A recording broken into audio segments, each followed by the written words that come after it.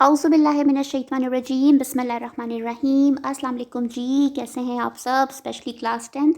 उम्मीद है कि आपका केमिस्ट्री का पेपर बहुत अच्छा हुआ होगा। अब कंप्यूटर साइंस में आपको काफ़ी टाइम मिल चुका है।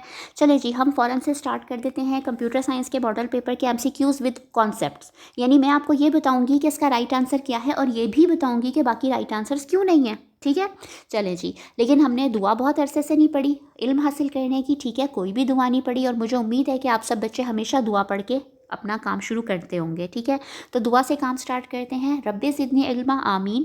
अल्लाहुम्मा इन्नी अस्अलुका इल्मन नाफ़िअन व रिज़्क़न तय्यबन व अमलन मुतक़ब्बलन आमीन। चलें जी, स्टार्ट करते हैं जल्दी से काम।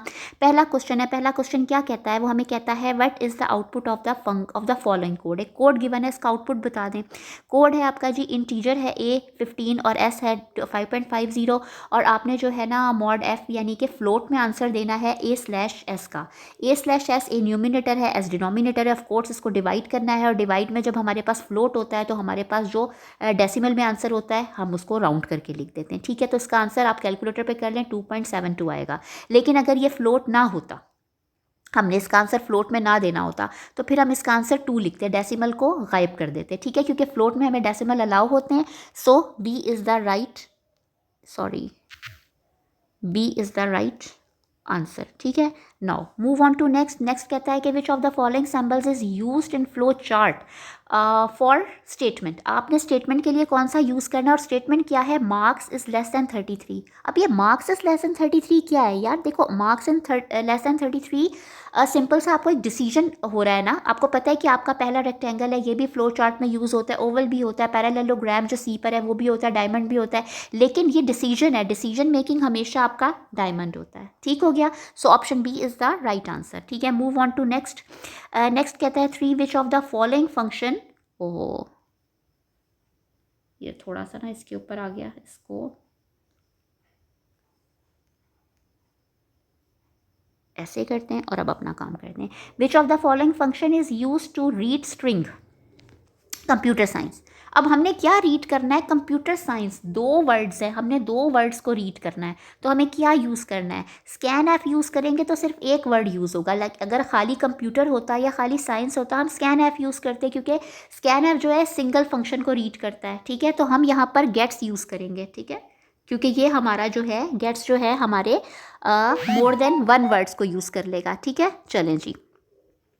अब हम लोग यहाँ पर गेचर और गेच क्यों नहीं यूज़ कर रहे हैं? उसकी भी रीज़न बहुत मज़े की है। उसकी रीज़न ये है कि ये हमारा जस्ट जैसे स्कैन ऐप सिंगल वर्ड को हमारा पढ़ता है ना, रीड करता है, उसी तरह गेचर और हमारा जो गेच है ना, ये जस्ट सिंगल करेक्टर को पढ़ता है। यानी कि अगर मैंने ए लिखा हो, खाली बी लिखा हो, यानी कोई भी एक करेक्टर हो, सिर्फ उसको रीड करेगा। ठीक है, अच्छा 4 पे जाते हैं कि which statement is equal to J is equal to J+1। अब हमारी स्टेटमेंट J is equal to J+1 क्या कहती है? वो कह रही है जे जो है हर टाइम इंक्रीज हो रहा है प्लस ए, यानी जे में हर बारी ए जो भी है, जो भी हमारा वेरिएबल हमने ए में फीड किया हुआ है, जे हमेशा उसका यानी वो हर दफ़ा उतना उसमें ऐड हो रहा है, यानी हर टाइम जे में प्लस ऐड हो रहा है। ठीक है, तो ऑप्शन ए। ठीक है, ओहो, option A is the right answer. Option A कहता है J plus is equal to A. J plus is equal to A एक शॉर्ट हैंड है क्या लिखने का? J plus is equal to A shorthand है ये लिखने का कि जे हर दफ़ा ए टाइम्स बढ़ रहा है। ठीक है, यानी जे में हर दफ़ा ए ऐड हो रहा है। टाइम्स का मतलब सॉरी गलत हो जाएगा, क्योंकि टाइम्स का मतलब मल्टीप्लाई हो रहा है। जे हमेशा प्लस ए ऐड हो रहा है, जे हमेशा ए टाइम्स ए प्लस ए उसमें ऐड हो रहा है। ठीक है, तो हमारा ये शॉर्ट हैंड है। 5 पे हम जाते हैं, वो कहता है what escape sequence can be use to insert a tab in C language. आपने टैब इंसर्ट करना है सी लैंग्वेज में तो मसला ही नहीं है। सिंपल सा टैब किससे शुरू होता है जी? अक्सर हमारे पास ना बड़ा सिंपल कर देते हैं कि जिस चीज़ से वर्ड शुरू होता है उसी को हम यूज़ कर लेते हैं। ठीक है, यह है /t। ठीक है, आंसर इज /t।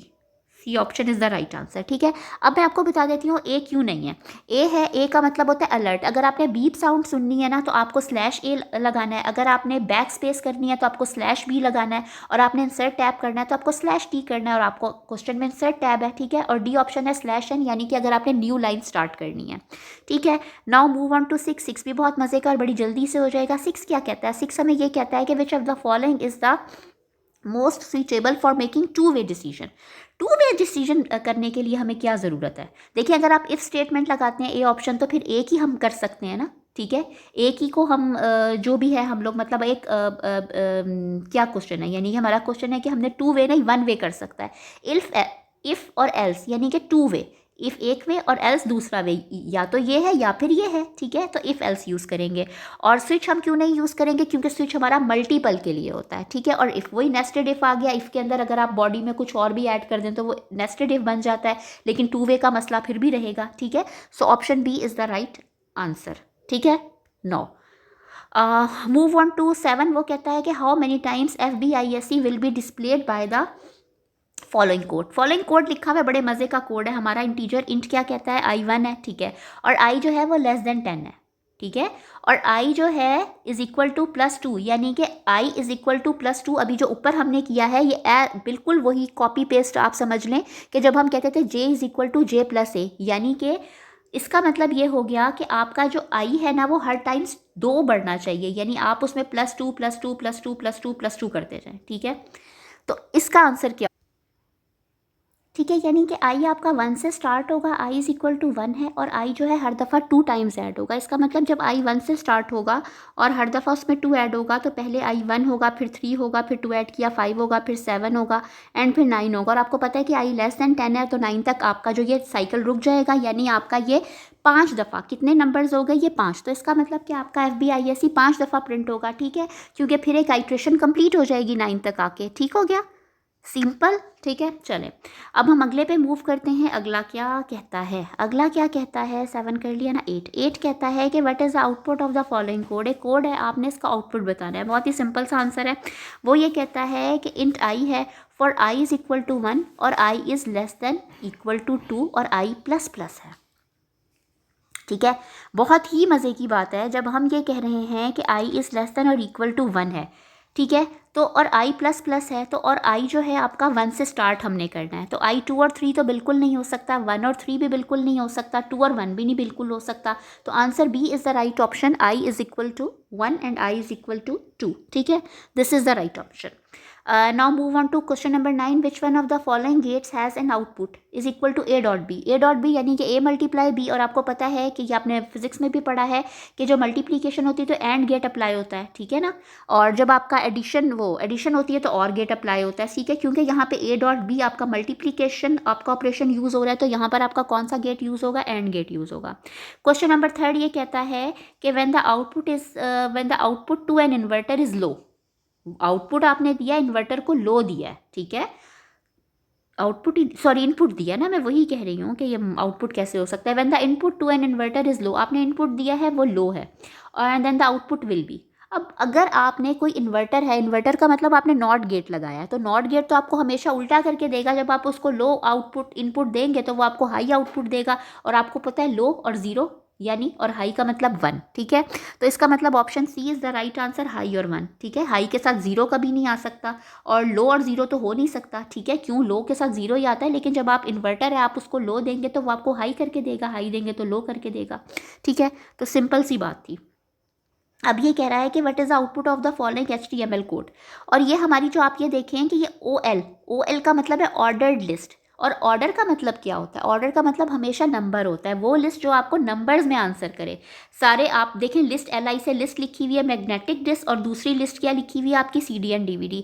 तो भाई जब ऑर्डर्ड लिस्ट है तो आपको क्या ऑप्शन देगी, ऑप्शन बी ही देगी ना, क्योंकि ऑप्शन बी में जो आप ये देखें कि 1 आपको मैग्नेटिक डिस्क और 2 आपको CD एंड DVD, आप यहाँ पे एक और तीसरी लिस्ट डाल देते, आप यहाँ पर डाल देते फ्लॉपी ड्राइव, तो 3 ऑप्शन आपको फ्लॉपी ड्राइव दे देता, ठीक है, 3 नंबर करके, क्योंकि ऑर्डर्ड लिस्ट है तो ऑर्डर्ड लिस्ट की मजबूरी है कि उसने आपको नंबर्स के साथ ही देना है, ठीक है, ऑर्डर्ड लिस्ट हमेशा नंबर्स के साथ होती है, ठीक है। Now move on to question number 12, ठीक है जी। क्वेश्चन नंबर 12 क्या कहता है, क्वेश्चन नंबर 12 कहता है which of the following is correct HTML statements to divide. अब डिवाइड क्या करना है, डिवाइड करना है अपने browser window into 2 columns. Of course आपने 2 कॉलम्स में करना है, तो स्टार्टिंग आपकी याद रखिए कि जब भी आपने ब्राउज़र को डिवाइड करना है या आपने किसी चीज़ को डिवाइड करना है 2 कॉलम्स में, तो आपका या तो ये होना चाहिए जस्ट या तो ऑप्शन बी करेक्ट है या ऑप्शन सी करेक्ट है, ठीक है।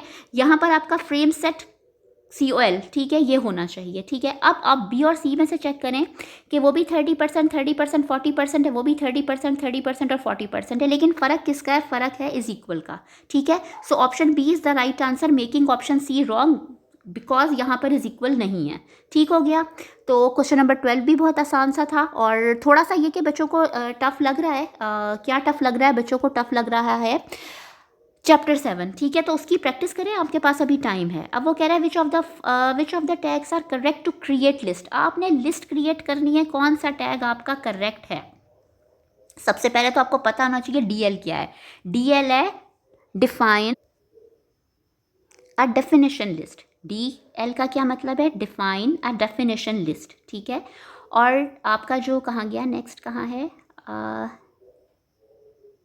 टी का क्या मतलब है? डिफाइन द टर्म, ठीक है। और डी का मतलब है डिफाइन द डिस्क्रिप्शन, ठीक है। अब इसके अकॉर्डिंग आपने चेक करना है, ये तो आपको समझ में आ गया, ठीक है। वो कह रहा है which of the tags are correct to create list. आपने लिस्ट क्रिएट करनी है तो कौन सा टैग करेक्ट है, ठीक है।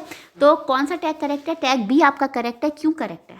टैग बी आपका करेक्ट है, क्यों करेक्ट है? आप ये देखें, दोनों आपके सेम है, DL यानी कि डिफाइन अ डेफिनेशन लिस्ट, ठीक है। उसके बाद ये देखें DT डिफाइन द टर्म। उसके बाद आप ये देखें DD और DD डिफाइन द डिस्क्रिप्शन, ठीक हो गया। ये आपका 2 टाइम्स आना चाहिए, ठीक है। और नीचे वाले में भी देखें 2 टाइम्स आ रहा है, लेकिन मसला क्या है? ओहो, मैंने ये थोड़ा सा इसके ऊपर कर दिया है, वेट मैं इसको रेज करूँ पहले। ये नीचे वाले को ना इसने क्लियर वो कर दिया है, ठीक है।